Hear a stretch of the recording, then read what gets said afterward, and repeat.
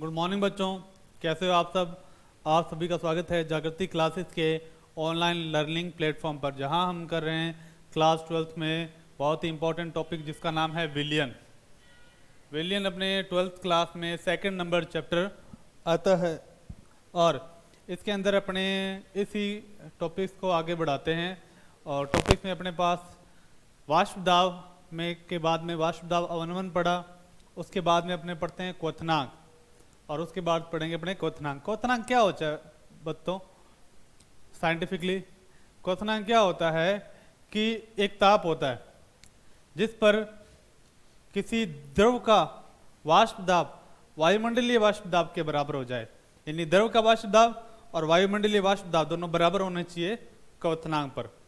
तो मैं लिखता हूं कि वह ताप जिस पर किसी द्रव का वाष्प दाब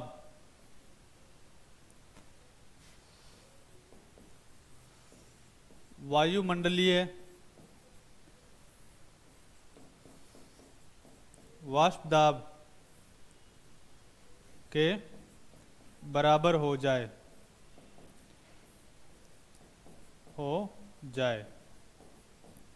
ठीक है। क्या कहते हैं? क्वथनांक कहते हैं।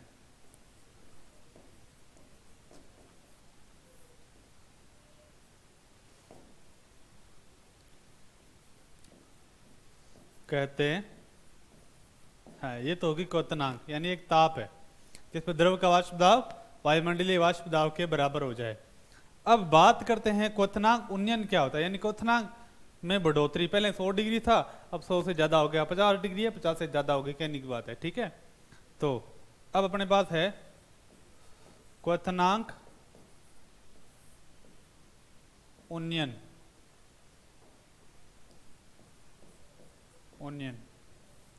है ना, यानी अपने पास क्वथनांक में वृद्धि होता है।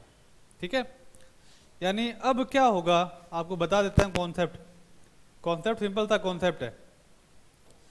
क्वथनांक उन्नयन करने के लिए आपको वाष्प दाब अवनमन आना चाहिए। होगा कि अपने पास ये कंटेनर है, इसके अंदर कोई विलायक भरा हुआ है, शुद्ध विलायक। ठीक है, मान लेते हैं ये लिया, ये ले लेते हैं। ठीक,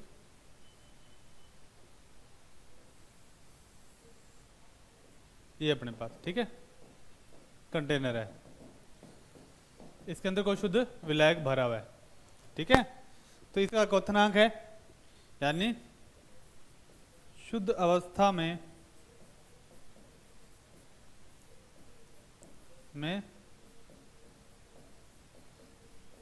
विलायक का क्वथनांक, उसे बोलते हैं TO बोल देते हैं। ठीक है, T ओरिजिनल, यानी शुद्ध अवस्था में जितना उतना ही रहता है, TO।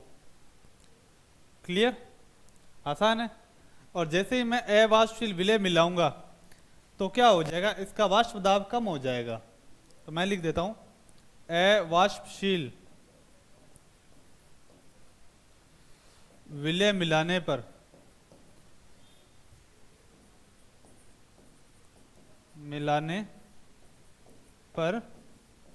क्वथनांक ये है अपने पास TS। अब हुआ क्या, जैसे ही मैंने इसके अंदर क्या मिलाया, अवाष्पशील विलय मिला दिया, ये तो क्या होता है, विलायक के कुछ कण इसके चारों तरफ जमा हो जाएंगे, जिससे क्या हो जाएगा, वाष्प दाब में कमी आ जाएगी। पर अपने परिभाषा कह रहे हैं क्वथनांक की क्या है कि वायुमंडलीय दाब, द्रव का वाष्प दाब वायुमंडलीय दाब के बराबर होना चाहिए, पर यहाँ तो कम हो गया। अब कम हो गया तो उसको बराबर करने के लिए ताप ज्यादा देना पड़ेगा, तभी ये कण अलग अलग होंगे। यानी अब जो विलायक है अपना, वो पहले से अधिक ताप पर उबलेगा, और इस प्रकार क्वथनांक में हुई बढ़ोतरी को क्या बोलते हैं, क्वथनांक उन्नयन। सिंपल है। तो लिख देता हूं मैं इसके अंदर कि अवाष्पशील विलय मिलाने पर, अवाष्पशील विलय मिलाने पर विलायक, विलायक होगा अपने पास, ठीक है, का वाष्प दाब कम हो जाता है,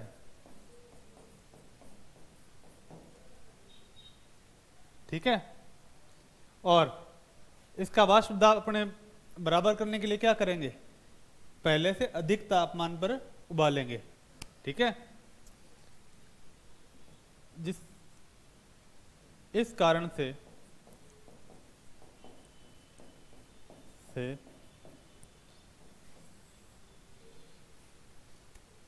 विलायक को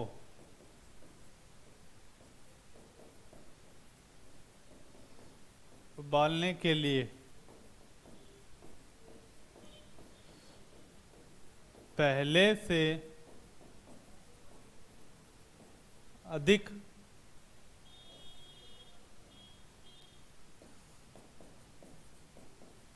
तापमान की आवश्यकता होती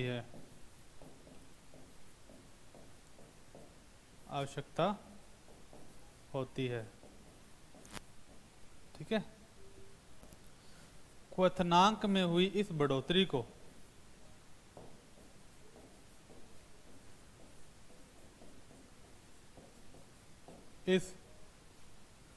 या वृद्धि को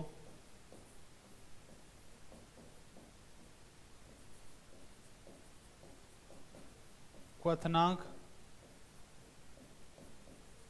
उन्नयन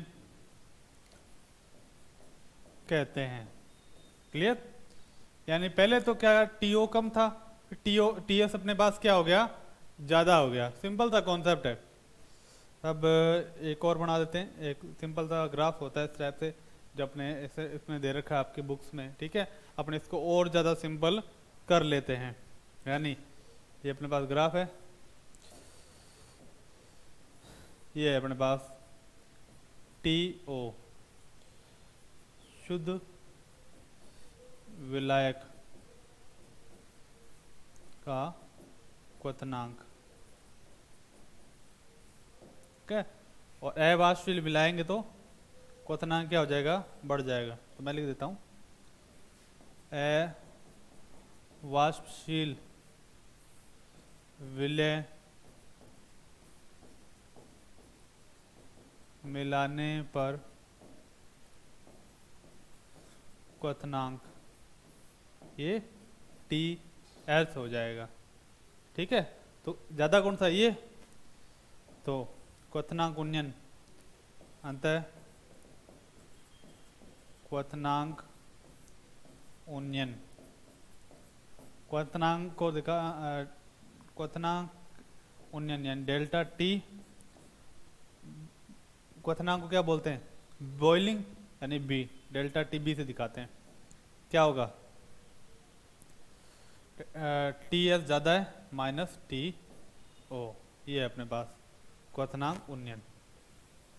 सिंपल सा कॉन्सेप्ट है, क्वथनांक उन्नयन, ठीक है। अब क्वथनांक उन्नयन टी एस क्या है, जब अपने शुद्ध विलायक मिला, अवाष्पशील विलय मिलाते हैं तो क्वथनांक टीओ शुद्ध विलाय का क्वथनांक। अब क्वथनांक उन्नयन किसके समानुपाती होता है, क्वथनांक उन्नयन क्या होता है, विलयन की मोललता के समानुपाती होता है। नेक्स्ट पॉइंट में लिखेंगे,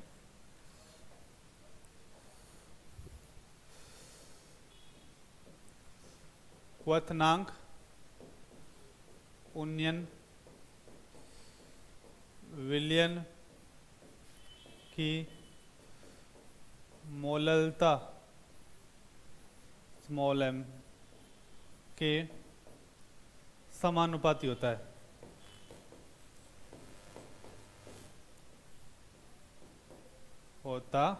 है, यानी डेल्टा टी बी समानुपाती एम, मोललता, ठीक है।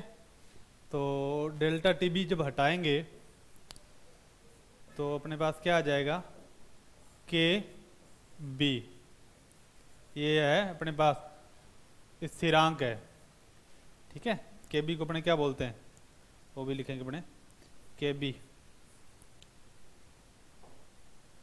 बराबर मोलल क्वथनांक उन्नयन स्थिरांक, मोलल क्वथनांक उन्नयन स्थिरांक। क्लियर। और कई बार अपने से क्या पूछा जाता है, इकाइयां पूछी जाती है। क्लियर। और इकाई क्या होती है इसकी, ठीक, यूनिट, यूनिट इकाई। अब मोललता की इकाई क्या होती है, मोललता की इकाई होती है मोल पर केजी। क्या होती है, सॉरी, केजी पर मोल होती है। ऊपर होता है भार, ठीक है, केजी पर मोल। और के बी अपने पास क्या है, ताप के लिए तो केल्विन, केजी पर मोल, मोल इनवर्स लिख देते हैं, ये इकाई है। क्लियर। डेल्टा टीबी की इकाई है अपने पास, आसानी से आ चुकी है। क्लियर। अब अपने कहते हैं कि ए तो अपने पास विलायक है, मान लेते हैं, अपने फटाफट करते हैं, इसको निपटाते हैं। ठीक है, ये मेन कॉन्सेप्ट अपना ये है इधर, यानी इस फॉर्मूले को आगे अपने सॉल्व करना होता है। एक डाल देते हैं, ठीक है।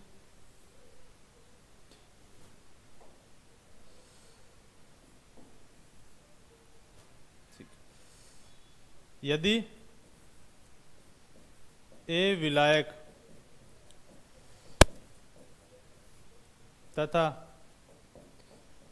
बी विलेय हो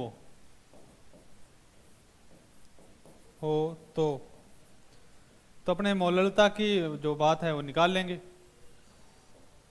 अब मोललता को किससे दिखाते हैं, स्मॉल एम से। ए अपने पास क्या विलायक है, तो विलायक का वेट अपने पास कहाँ लिखा जाता है, विलायक का जो वेट होता है वो अपने पास भार है विलायक का, वो हमेशा अपने कहाँ लिखते हैं, नीचे लिखते हैं। और ऊपर क्या लिखते हैं आपको बता देते हैं हिंदी में, विलेय के मोल बटे, ठीक है, विलेय का अणुभार, ये तो मोल निकालने का फॉर्मूला, ठीक है, सॉरी,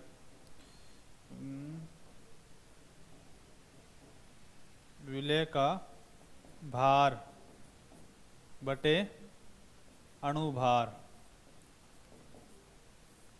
क्लियर। मोल तो अपने को निकालना साथ के साथ ही कर लेते हैं, इनटू विलायक का भार, वो केजी में आएगा जो भी अपने पास। क्लियर। इनटू 1000, ये अपने पास कॉन्सेप्ट बनता है, आसान सा कॉन्सेप्ट है। ठीक है। विलेय अपने पास क्या है, बी, तो वेट को दिखाते हैं डब्ल्यू बी। अणुभार क्या आएगा इसका, एम बी। विलायक का भार यानी डब्ल्यू ए, डब्ल्यू ए मतलब डब्ल्यू होता है वेट, ठीक है, और भार एम होता है अणुभार यानी मॉलिक्यूलर वेट, इनटू क्या अपने पास आएगा 1000। ये अपने पास एम का मान आ गया। ठीक है, चाहो तो आप हिंदी में भी लिख सकते हो, कोई दिक्कत वाली बात नहीं। इस एम के मान को अपने समीकरण 1 में रख देंगे। ठीक है, समीकरण 1 में रखने पर डेल्टा टी बी बराबर में K B into W A M B W A into 1000। ये अपने पास क्या आ गया, क्वथनांक उन्नयन ज्ञात करने का फॉर्मूला। सिंपल था फॉर्मूला, कुछ भी नहीं है, इंपॉर्टेंट है, न्यूमेरिकल सबसे ज़्यादा इसी में आते हैं।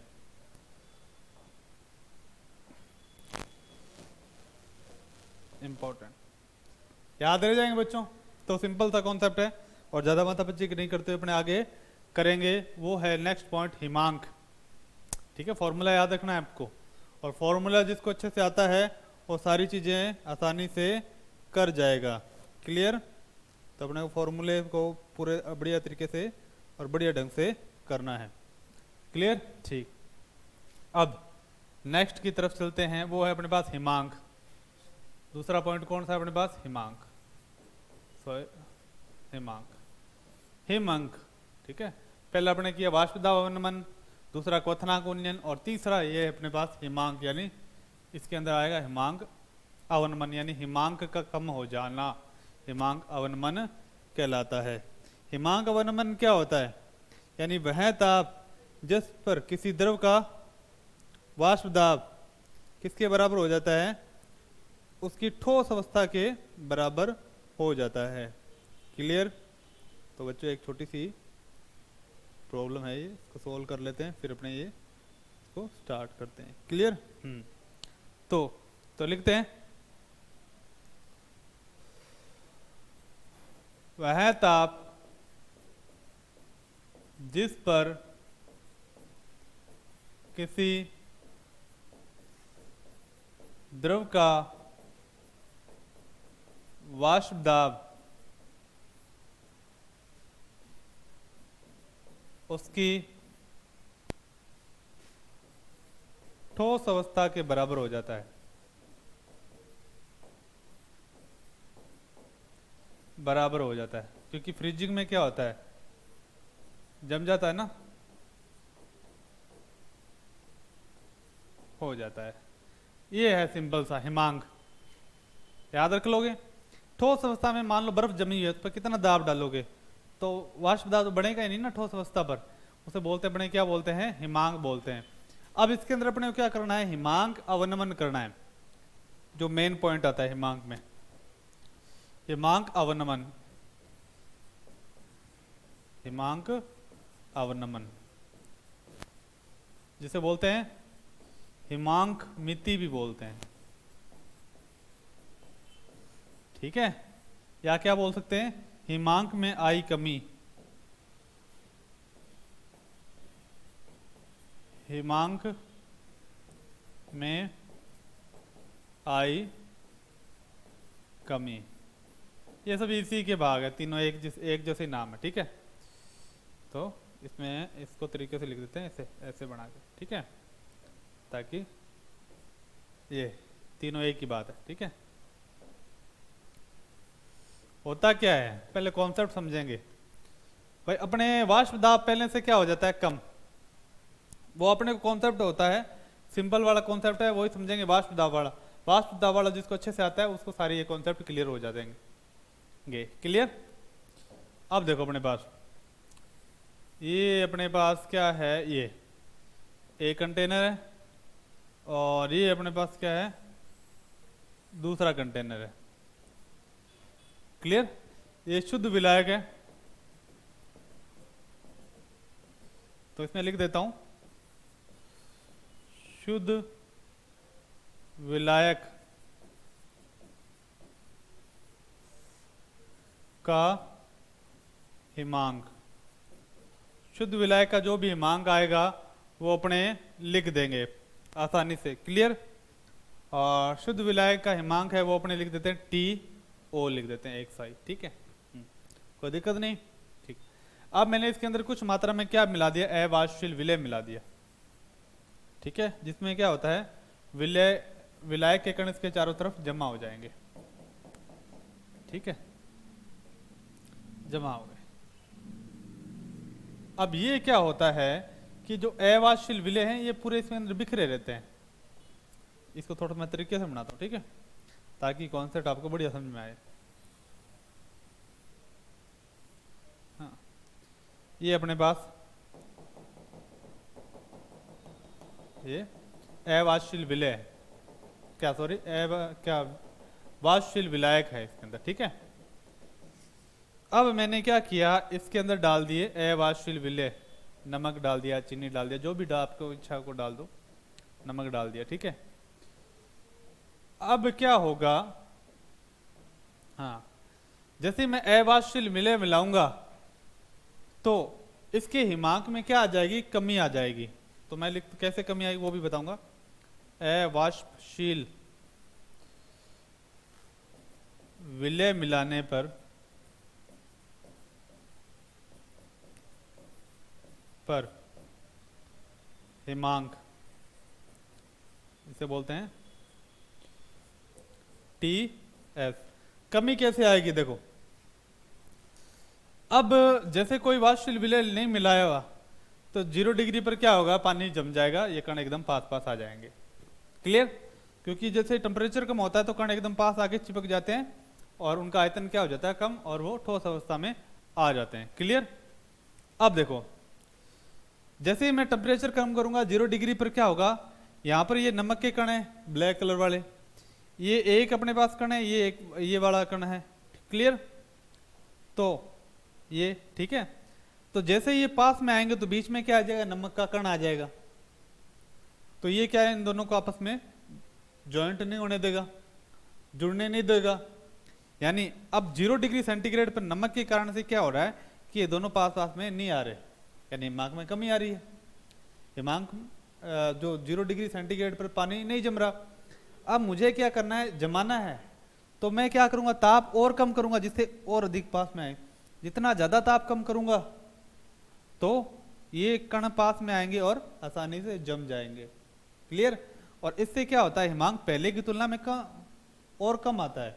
मान लो 0 डिग्री सेंटीग्रेड तो माइनस में चल जाता है, यानी -1, -2, -3, तो नमक डालने से क्या आ जाती है, हिमांक में कमी आ जाती है। इस तरह से अवाष्पशील विलय मिलाने पर क्या होता है, हिमांक में कमी आती है, इसे बोलते हैं हिमांक अवनमन। दोबारा बता देता हूं, ये कण है, ठीक है, ये एक दूसरे को आकर्षित करेंगे, पास में आएंगे तो नॉर्मल टेम्परेचर पर ये जम जाएंगे। क्लियर, परंतु जैसे ये नमक वगैरह इसके बीच में डाले तो क्या है, ये दोनों को पास में नहीं आने देंगे, इसलिए पास में आने के लिए ये पहले से और कम ताप करना पड़ेगा, जिससे ये क्या होंगे, आसानी से जम जाएंगे। क्लियर, और हिमांक में आई इस कमी को क्या बोलते हैं अपने, हिमांक अवनमन। सिंपल, तो मैं लिख देता हूं इसके अंदर, किसी शुद्ध विलायक में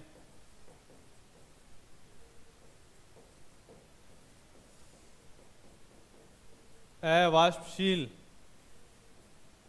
विलय मिलाने पर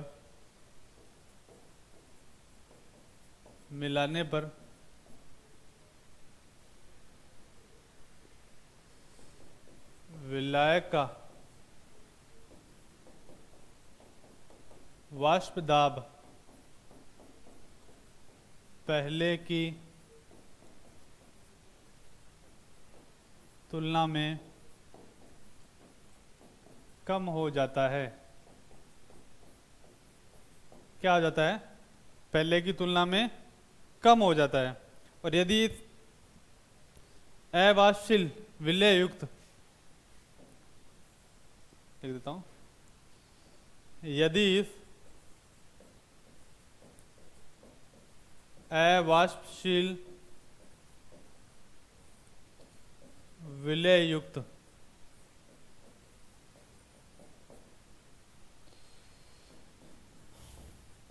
विलयन को जमाया जाए तो पहले से, यहां अपने पास क्या है, अब मैंने इसके अंदर अवाष्पशील विलय मिला दिया। क्लियर, अवाष्पशील विलय मिला दिया तो पहले से अपने पास जो तापमान है, ठीक है, उसकी क्या जरूरत पड़ेगी अपने पास, तो पहले की अपेक्षा कम तापमान पर जमेगा। ठीक है, मैं इधर तो विलयन पहले से कम तापमान पर जमता है। क्लियर, हिमांक में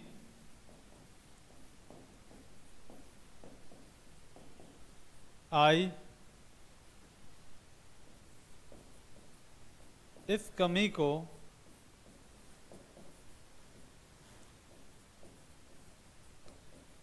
हिमांक अवनमन कहते हैं।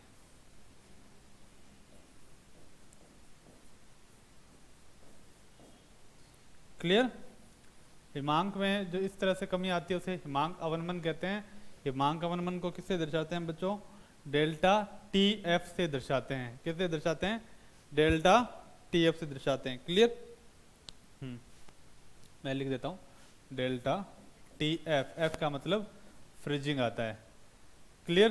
अब अपने पास क्या है कि एक उदाहरण ले लेते हैं जो कॉमन उदाहरण होता है, जिससे काफी ट्रिकी क्वेश्चन आते हैं इसमें, अंदर से काफी ट्रिकी और बढ़िया क्वेश्चन आते हैं।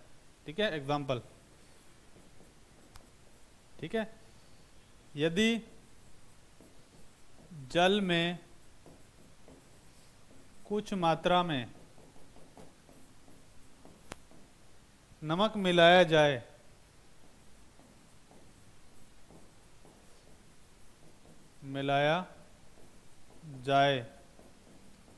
तो वह पहले से कम ताप पर जमता है। ठीक है, अब हिमांक अवनमन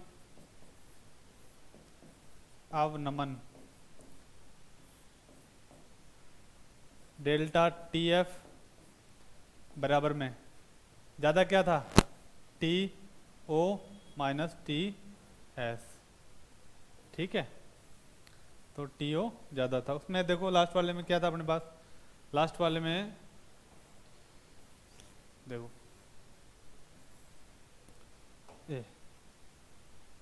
ये अपने पास। ठीक है, तो ये टी एस ज़्यादा था। अब देखो आगे अपने पास, अब हिमांक अवनमन होता है ना, वो भी क्या? मोललता के समानुपाती होता है। हिमांक अवनमन भी अपने पास मोललता के समानुपाती होता है, यानी सेम सी बात हो जाती। हिमांक अवनमन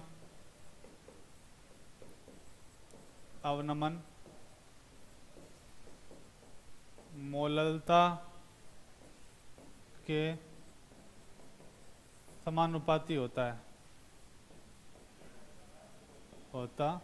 है, यानी डेल्टा टी एफ समानुपाती एम। क्लियर? और मोललता आपको बताई हुई है, कैसे निकालेंगे? इसे हटाएंगे तो क्या समानुपाती स्थिरांक आ जाएगा? डेल्टा के बी एम। ये अपने पास समीकरण आ गई। क्लियर?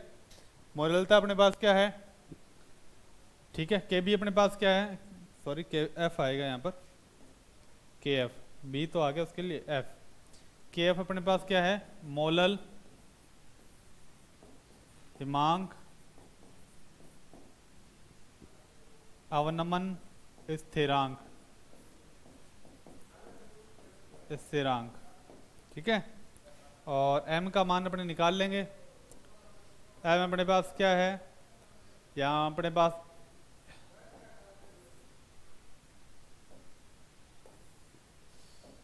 यदि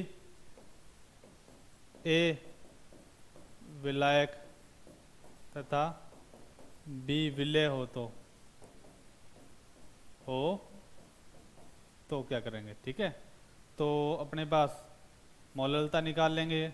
WB MB WA इंटू 1000। ये समीकरण अपने एक में रख देंगे, तो डेल्टा टी एफ बराबर में के एफ, इधर इसकी वैल्यू रखते हैं WB MB WA इंटू 1000।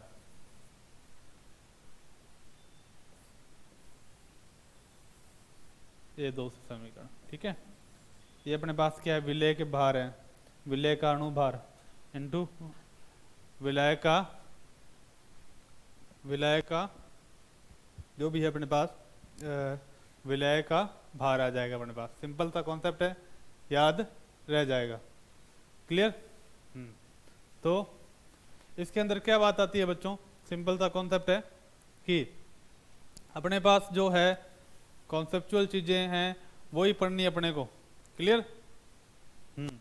तो अब देखते हैं अपने पास जो नेक्स्ट पॉइंट है वो अपने पढ़ते हैं, इसके न्यूमेरिकल करते हैं। न्यूमेरिकल में अपने पास है यदि 20 ग्राम NaOH, यदि न्यूमेरिकल कर लेते हैं, यदि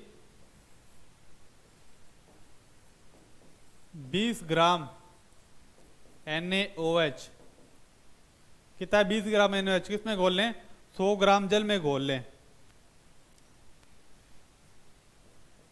100 ग्राम जल में घोला जाए तो आपको क्वेश्चन इसमें सारे करा देते हैं, ठीक है।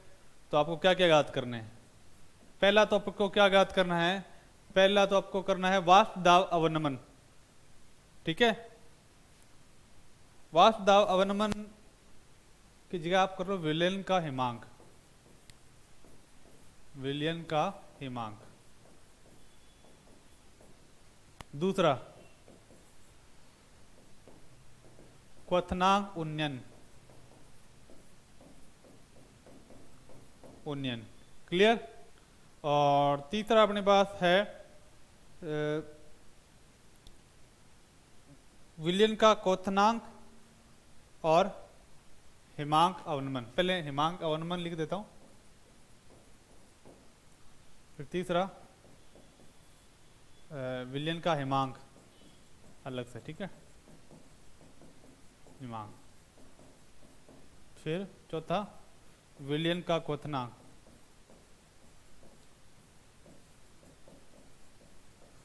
इस सवाल से क्या होते हैं, आपके सारे कॉन्सेप्ट क्लियर हो जाएंगे। अब देखो यहां पर आपको KF और KB की वैल्यू दे रखी है। KF है आपके पास 1.86 केल्विन kg मोल इनवर्स, ठीक है। KB आपके पास दे रखा है 0.86, वो यूनिट सेम, ठीक है, मोल इनवर्स। याद रह जाएगी, कोई दिक्कत वाली बात नहीं है। 0.86 की जगह 0.52 कर लो ताकि आपकी कैलकुलेशन थोड़ी आसान हो जाए। 0.52 याद रह जाएंगे। अब चलते हैं ऊपर, इसको सॉल्व करते हैं अपने फटाफट से, ठीक। थोड़ा इसको छोटा कर लेते हैं, हाँ।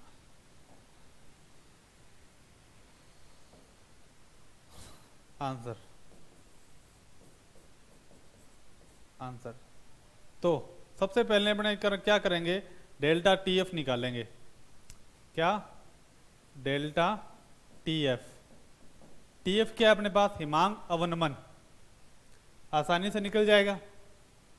अब देखो अपने पास हिमांक अवनमन का फॉर्मूला क्या था, आपके पास बताओगा, KF WB MB WA into 1000 value रखनी है। KF अपने को कितना दे रखा है 1.86 इंटू W यानी दिया गया भार कितना है 20, अणुभार कितना होता है NaOH का 23 और ये 40, और कितना ग्राम में जल में घोला गया 100 में घोला गया है, क्लियर। 100 इंटू 1000, 2 जीरो कट गए, 1 जीरो कट गया, ठीक है, ये 5 कट, 5 से कट गया, ठीक है। तो ये गुणा करेंगे 5, ये आ जाएगा अपने पास डेल्टा TF आएगा 9.30, 9.30 आ गया अपने पास, डेल्टा TF आ गया, क्लियर। अब इससे हिमांक निकालना अपने पास, ठीक है, हिमांक निकालना है। और हिमांक निकालना सबसे आसान है, यानी ये अपने पास हिमांक अवनमन तो आ गया, यानी पहला आ गया, ठीक है। अब हिमांक निकालना है, यानी थर्ड निकाल लेते हैं साथ के साथ ही, ठीक है। हिमांक डेल्टा TB बराबर क्या होता है, ठीक है, TO minus TS। Delta TB sorry Himank TF आएगा, TF अपने निकाल चुके हैं 9.30, क्लियर। 9.30 अपने क्या निकाल चुके हैं, TF निकाल चुके हैं। और आपको पता है ओरिजिनल जल का कितना होता है 273.15, यानी 0 डिग्री सेल्सियस होता है, यानी 273.15 माइनस टी एस। अब आसानी से कर सकते हो आप, उधर ले जाओ इसको, उधर ले जाओगे तो फिर क्या आएगा 9.30, इसमें से माइनस हो जाएगा, ठीक है, 273.15 माइनस 9.30, ये आ गया 263.65 केल्विन, ठीक है। ये अपने पास आ गया टी ओ का मान, यानी हिमांक इसका कितना है, हिमांक में इतने की हो गया, और कमी कितनी की आई थी 9.30 की, ठीक है, डिग्री सेल्सियस में मान लेते हैं इसको। तो ये है अपने पास हिमांक अवनमन, यानी पहले कितना था 263 पहले 273.15 था, और उसके बाद में हिमांक में अवाष्पशील विलय मिलाया 20 ग्राम, तो 9.30 की कमी आई, और कमी आने के बाद में जो हिमांक है वो अपने पास कितना रह गया 263.65 रह चुका है। देखो कितना आसान है, ठीक है, 263.65 है, दोबारा एक बार कैलकुलेट कर लेते हैं, 263.85 है, क्लियर, ठीक। अब तीसरा क्वेश्चन वो है क्वथनांक उन्नयन, ठीक, क्वथनांक उन्नयन, तो डेल्टा टी बी बराबर में K B dot W B M B into W A into 1000। ये अपने पास के बी कितना 0.52, ठीक है, 20 अणुभार 40 दिया कितना 100 इंटू 1000, 3 जीरो से ये कट गए, ये 5, तो मल्टीप्लाई करेंगे तो अपने पास कितना आ जाएगा, ये आ जाएगा अपने पास 2.6 आ जाएगा आसानी से, 2.6, यानी क्वथनांक कितना बढ़ गया 2.6 बढ़ गया, डेल्टा टी बी आसानी से निकाल लिया 2.6। अब अपने इसका क्वथनांक आसानी से निकाल सकते हैं, यानी अपने पास कौन सा है फोर्थ क्वथनांक, यानी इतना बढ़ने के बाद क्वथनांक इसका कितना हो गया। क्वथनांक का फॉर्मूला क्या था, डेल्टा टी बी बराबर में क्या आएगा T S minus T O, ये है अपने पास, टी बी आएगा अपने पास 2.6। अब बताओ ओरिजिनल कितना होता है जल का, क्वथनांक कितना होता है, 100 डिग्री सेल्सियस केल्विन में करें तो अपने पास कितना आ जाएगा बताओ, केल्विन में करें तो अपने पास आएगा,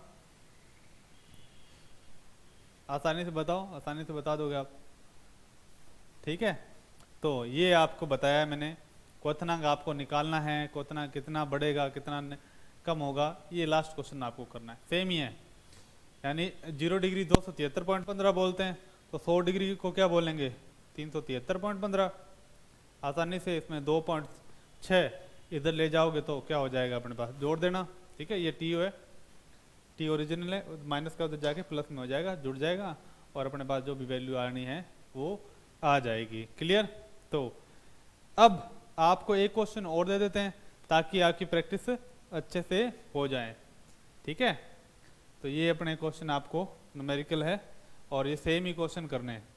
सेम क्वेश्चन में अपने पास क्या है 20 ग्राम पदार्थ है, क्या है 20 ग्राम पदार्थ को 100 ml जल में मिलाते हैं, 20 ग्राम पदार्थ को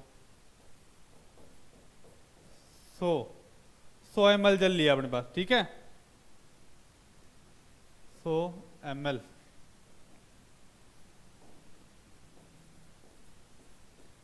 जल में मिलाने पर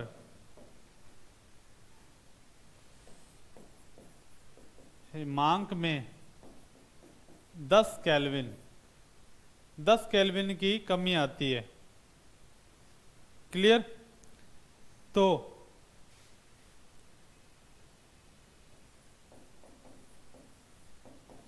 आती है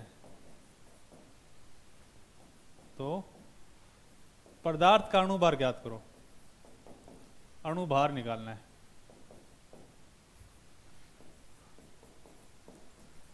फॉर्मूला लिख देता हूं मैं, डेल्टा टी एफ क्लियर। और आपको के एफ दिया है 1.86 है, फिक्स है, ठीक है, के एफ 1.86।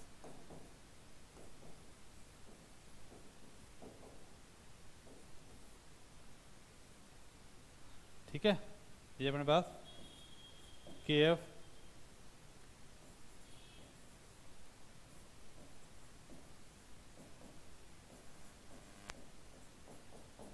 ये सिंपल सा फॉर्मूला है, इसमें वैल्यू रखनी है, कुछ नहीं करना, 10 केल्विन यहाँ आ जाएगा।